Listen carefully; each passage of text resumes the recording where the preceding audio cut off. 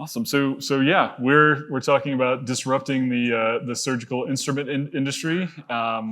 We've already covered the agenda, so we can kind of skip past that. I'm going to introduce myself quickly. My name is Josh Ward. I'm the VP of Sales at Liquid Web.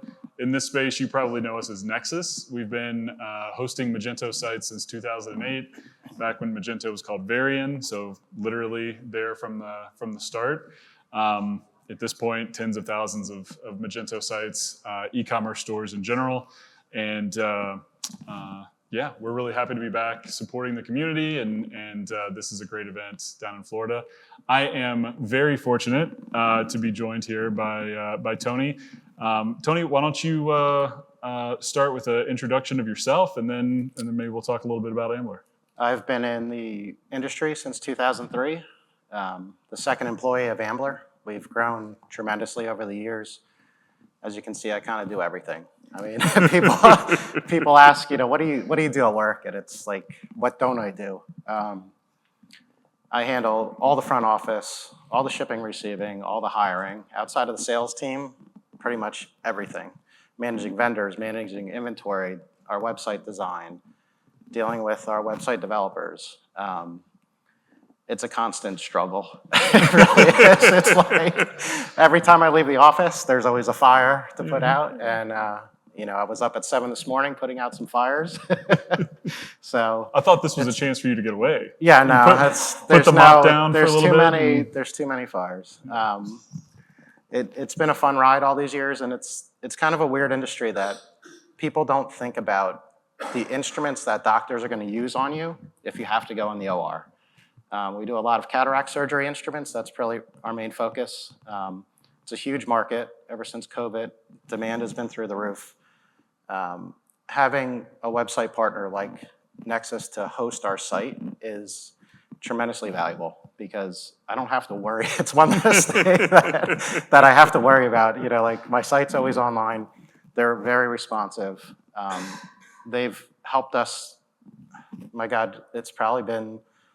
It's only a couple of tickets. A couple tickets, but I mean, we've been with you for probably since 2007, 8 range, like when Magento came out. It's been a long time. They've been our web host and kind of the people that you don't think about behind the scenes when you're running a company. You kind of set the site up and forget about it, like where it's hosted, what's going on behind the scenes, what they're doing to keep our site secure and online every day. But I appreciate that. Yeah, I'm glad I brought you up here. Yeah.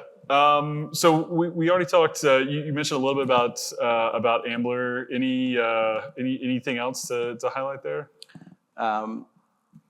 When we developed our website years ago, we wanted to make something that was super user friendly. And I know everybody says that, but we deal with hospitals and doctors and nurses. You might think they're smart, but they're not tech smart. So getting them to use a website and find what they need was really like the big struggle. Like how do you relate in an industry where when I started, it was all paper catalogs. Like you'd go into a material manager's office and they'd have a wall of catalogs. And that person knew where to get every instrument for every doctor in their OR.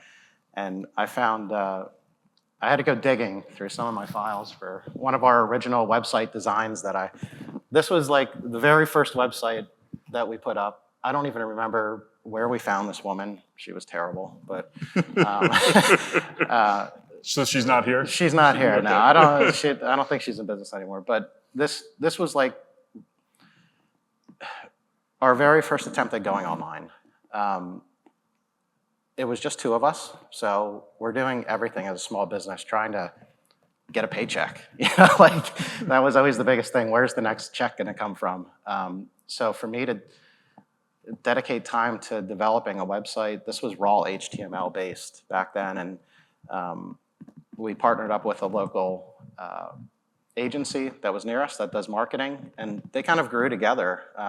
Their name was Stream Companies. They're really a big marketing company now. They don't do a whole lot of Magento sites, but we kind of grew up together with them, and they developed our first Magento website back in the day. And I don't remember, are these slides out of order? I don't remember. I think it's the one on the left. Okay. We're still talking about catalogs. Yeah, so like like when you went into the OR, they had all these books. And we would call, I'm a sales guy too, I would call and be like, hey, Tony from Ambler. Can we pause real quick Yeah. and explain to people what books are and catalogs? What books are? Yeah, Like you paper, remember pen? Macy's Yeah, catalogs? yeah, Like you would get the old Christmas time. Yeah. Every instrument company had a catalog with grainy pictures, no descriptions, there was no pricing or anything in there. And our goal was always to make better use of those books because I didn't want to print books. I didn't want to mail them all over the country. I didn't want to have to deal with that. So our strategy when we made our first website was to develop a cross-reference system utilizing the search box. So you can go on our site, type in product numbers from any competitor in the marketplace, and very quickly find our equivalent product. High-resolution pictures, pricings online. Again, these are smart people, but they're not tech people. So it was like, what's the easiest way? And I think our metrics are like 90-some% of the people that hit our homepage go right to the search box. And that's exactly what we want them to do. So that was step one, was trying to get there. Yeah, trying to get there. It was a struggle. Building the database. My Excel file I built from scratch. It's over 20,000 line items. The columns go, I don't know how far over. They're just like, they go forever. The very first website, Maybe it's not up there. There it is. Well, yeah. Yeah, There we go. this was our Magento 1 website, where we didn't know our developer at the time didn't know how to combine both search boxes. If you wanted to search by description, you had to use the description box. If you wanted to do the cross-referencing, you had to put a number in the cross-reference box. Again, I didn't even notice there were two search boxes. Yeah, there was like, this is early on because we couldn't figure out how to separate the data that would give relevant results. Yeah. There was no AI back then. There was no Elasticsearch did not exist, I don't think. This was like early Magento days. SQL search. Yeah, it was slow, it was cumbersome. We only had ophthalmic instruments on the site at that time. So that was always our focus. It was an easy sale for me. It was something that we tried to focus on because again, I'm doing everything. We're a small business. It was a lot of time to build the data just to bring the site online. And the site went through many iterations over the years. And then eventually, Magento 2 came around and that was kind of our next. So this is a non-Magento site at this point? And then, I think, that's right. That was the first Magento site. I was trying to look up even what that old platform was. Yeah. And I have no idea anymore. It was so long ago. I was like, I don't even know what that site is. But yeah, this was our first Magento site. And that's... Which is a stark contrast. I mean, just that one switch over. That was a huge migration. There was somebody else that talked about it earlier, like transitioning from M1 to M2. And it was the same thing going from some unknown platform, whatever it was back then, to Magento. It was pretty much rebuilding the site from the bottom up. Which we went through again when we transitioned to M2. It was always, it's never an easy migration. It takes a ton of time and testing. It's a new platform. It's a brand new platform. We still have the 2 search boxes. That was like the next thing. So our journey too, even with companies, like we had an agency, if you want to call them that back in the day, the marketing agency. They were great, they were expensive. But I really wanted like one guy. So I went to a show similar to this. I found one guy. Who do you trust? Who do you trust your website to? That's always a big question. Like, it's your code, it's your data. How do I know you're not going to steal it? How do I know you're not going to hold me for ransom? Like, you can come and tell me you do a great job. Like one of the speakers was saying, everybody says I'm the best web developer. Right. Like, you hear that from everybody. We're the best. Yeah, well, you're the best web host. I'll give you that. But it's really that journey of like trying to find who you trust and who's going to do the work and keep your site online, do the updates. It's been a long journey. It really has been. Over the last 22 years or so, I've been with Ambler. Mm-hmm. That's my baby. That's my. And are you still with the first guy? Or are you with somebody new? The web developer? Yeah. No, I cut him loose last year and found the wonderful folks at MageBit. Perfect. So that was my goal. Coming to Florida, I was like, I need to find somebody new. Like, the one guy was fine, but it took him forever. He was expensive. I just needed somebody to get the work done because I have 100 other things going on. I can't worry about what my developer's doing and when he's going to get things done. Like, I just need work to get done. So that was a big struggle that I don't have anymore. MageBit's been awesome. I told him I'd plug him because he's been a good guy. I was going to make you come up on stage. Yeah. As you should. We are, there's only, you said some very kind words about Nexcess, and I appreciate that, but there's only so much we can do. Yeah. And our favorite customers are the ones that have really solid agency partners in the mix. Yeah. Because that relationship is, it sets everybody up for success, right? It there helps are things when that we can't do. Yeah. You can lean on us. Like, that's the way it should work. It really helps when everybody knows what they're doing too. Mm-hmm. Like, you guys are good at what you do. They're good at what they do. And you can talk to each other. Like, I can't talk that server language, like the technical. I'm not that guy, but you guys definitely pull it off, make it work for us all these years. Awesome. Well, I mean, I don't want to bore everybody with hosting. So we did join the party, as Tony said, at one point, and have been really happy to be along for the ride. And I, thank you for letting me twist your arm to be up here. I know. I got the email, and I'm like, I don't do this stuff, guys. Like, put us at the end of the day. Yeah. You're going on vacation in Florida. You could work for 30 minutes. Okay, 30 minutes. Twist my arm. Yeah, absolutely. I think I'm going to skip ahead to challenges and growth. I think this is one of the, for the folks that are in here that are, especially the merchants in the room, this is probably one of the most interesting things. So I thought we'd start here. Maybe, and this actually isn't on the slides, but maybe we could talk a little bit about security and fraud prevention and some of those are ongoing challenges. It's been a hot topic. Probably 6 months ago, I don't remember, 8 months ago, we got a call from a doctor, and he said, hey, my credit card was compromised on your site. Right away, I was like, are you sure it was our site? Like, how do you know it was me? Like, did you go to the gas station, the casino? Doctors aren't litigious, so I know. It's not a big deal. Who's even checking your statement? Like, seriously. But, so he accepted that, and he got a virtual card from his card issuer, placed another order on our website with that virtual card, and it got hacked. And I was like, oh God, we have a problem. Like,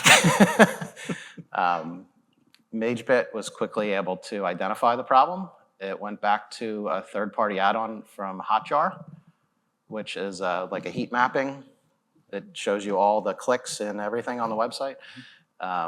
Somehow they broke in through there. They got my old website admin's credentials, logged into our admin panel, and installed just a little line of code in our footer. And it was, I was like, why isn't everybody calling? Like, if our site's hacked. But it was randomizer, and we only get 20 to 30 orders a day on our site. It's really a sales tool for the most part. And just happened that one doctor got it, so we were able to identify it quickly.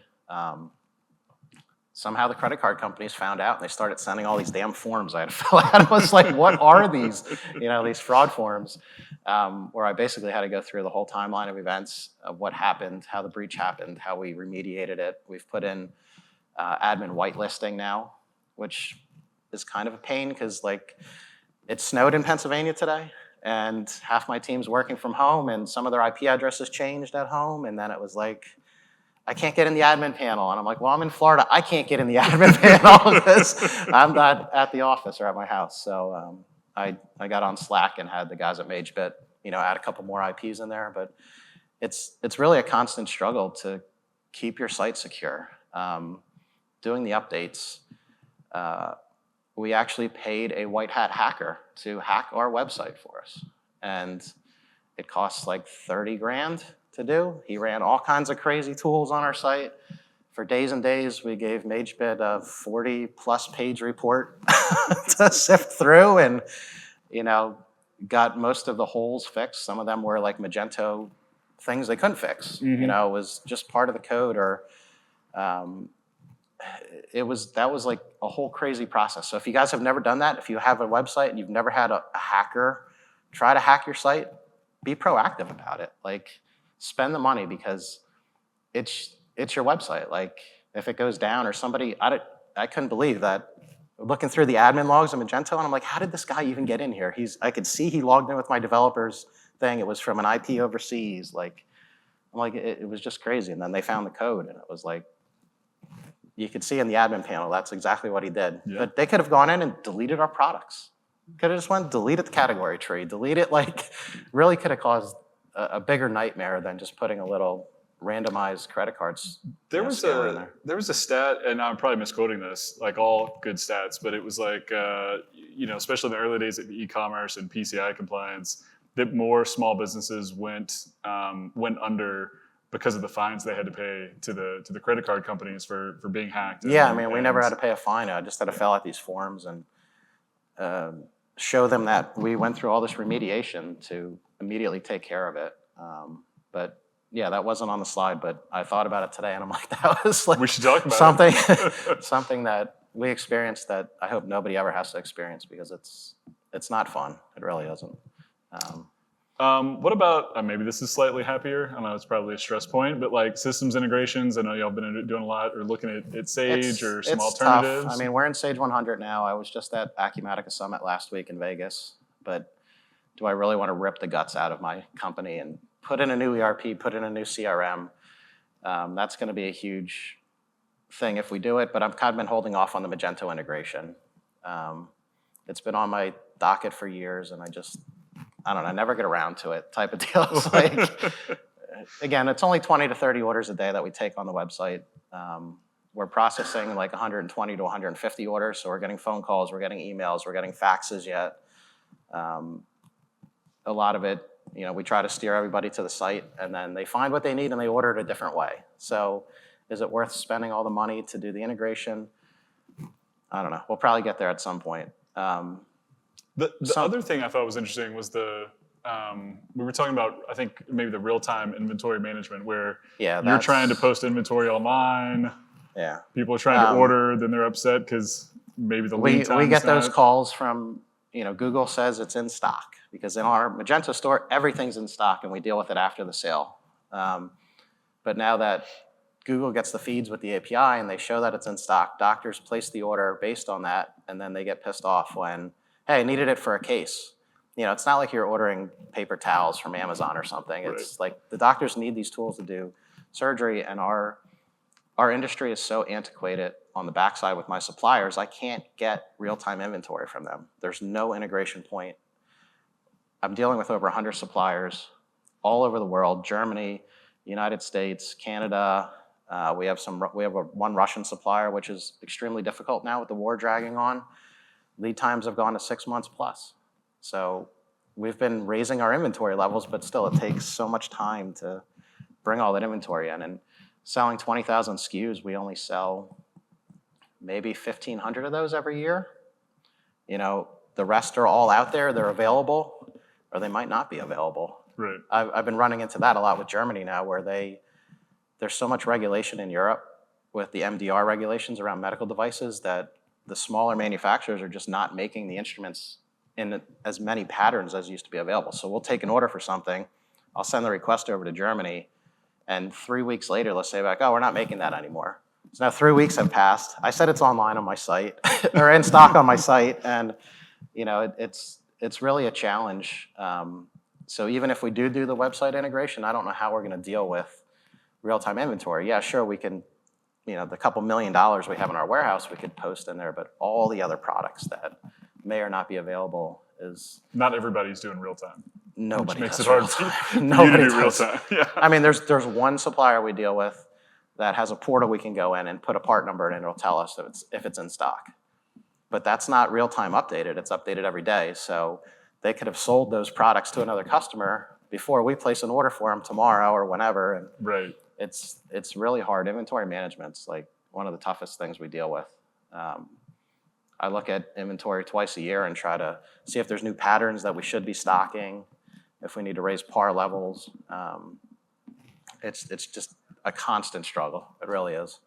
Is that, so kind of transitioning to like what's next, right? What's tomorrow? Is that something that you're looking at leveraging AI to help you figure out some of those trends? Are there other things that you're Acumatica looked kind of interesting on that. I mean, they have some kind of AI built into it. So I don't know if that might solve some of it, where I can have the AI kind of evaluate our sales trends. Because now I just do an export out of Sage. I have a custom report, and I go through line by line, kind of look at how many customers did we sell to, how many are they ordering on an average order. Because somebody might order 50 of something. Well, now it's like, oh, should I stock it? No, it was one customer that bought 50. So I'm not going to bring and they're that going to buy product. again in 6 months. Yeah, they're not going to, or ever. You know, like, so, yeah, I mean, hopefully there'll be some advancements in AI to help with managing.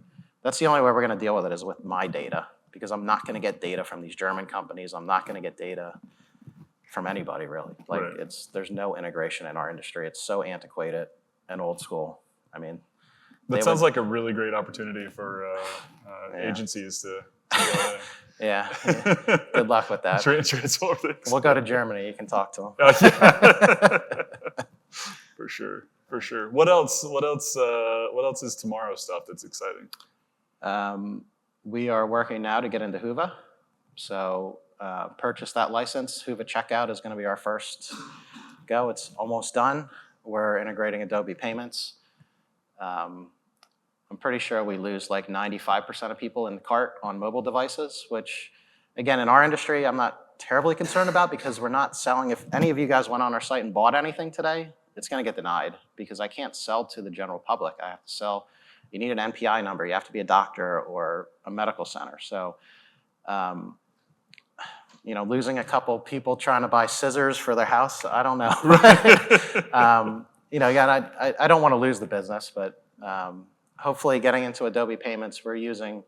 Until you have a doctor on the golf course that's trying to. We use eBiz technologies now, or eBiz Charge, and they don't support Google Pay. They don't support Apple Pay. It's.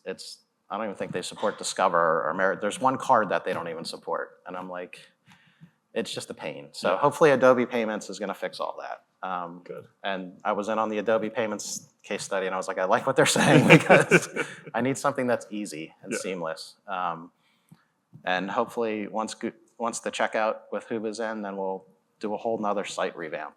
Trying to make it as fast as humanly possible, so that we get higher page scores. I mean, now my customer service team the other week complained, and they said, Tony, we're getting calls and emails all the time. People think we're Elman. Elman is a company that was bought out by another company, Cynosure, and Elman is the brand name, but we're ranking on Google like the first link. So people call us thinking that we bought Elman. It's like, no, we're not.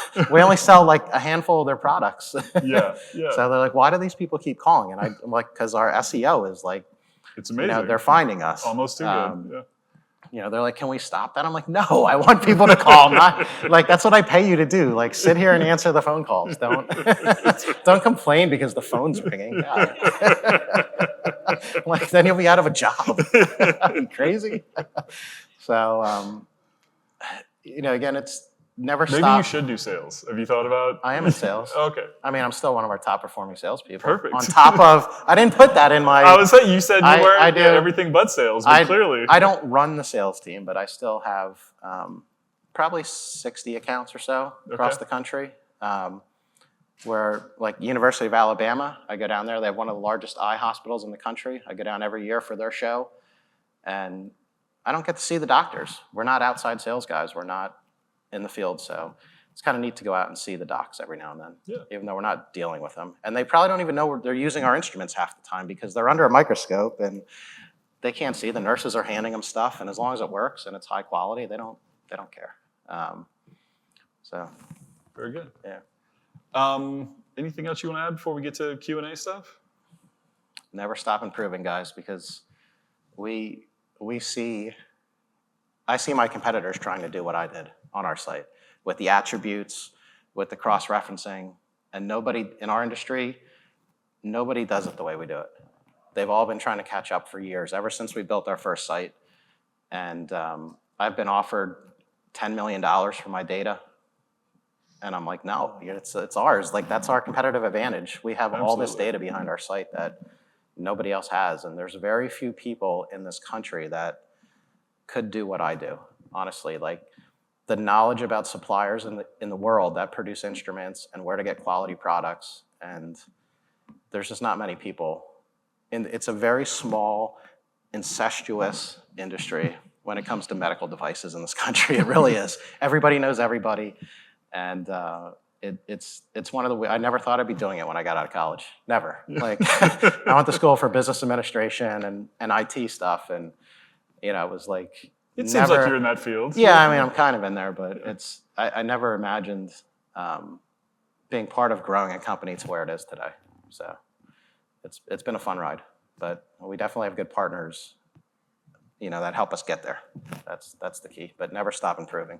When you think you're done improving, think of something else. Like, go to a talk, listen to what other people are doing, because there's got to be something out there you can do different. Look at what Amazon's doing. Look at what eBay's doing. Look at all the big competitors in the market. What are they doing good? What are they doing better than you? Like, even if they're not in your vertical, look at the top leaders. Newegg was one of my favorite websites.